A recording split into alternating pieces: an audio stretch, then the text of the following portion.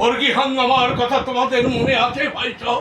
বর্গী হাঙ্গামার সময় নবাব আলীবর্দীর সাথে সাথে সমরে শিবিরে দিবসের নিশীথে আমিও কি ছুটে বেড়াইনি? আমারও হাতের অস্ত্র কি মারাঠা দস্যুদের উন্নত শীর দ্বিখণ্ডিত করেনি? আমি তো চেয়েছিলাম বাংলার প্রজাকুল যাতে না সর্বহারা হয়, তোমাদের সুখের সংসার যাতে না ভাস্কর পণ্ডিতের রোষা নদে ভস্মীভূত হয়, তোমাদের সন্তান সন্ততিরা যাতে না পতঙ্গের মতো প্রাণ বলি দিতে বাধ্য হয়।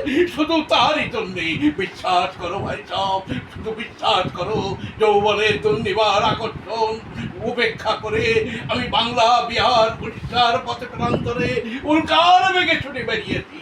আজ তারই পুরস্কার এই কণ্ঠকাব্য, তারই পুরস্কার এই ছিন্ন পাদুকা, তারই পুরস্কার এই তৎকর নব্য লাঞ্ছনা।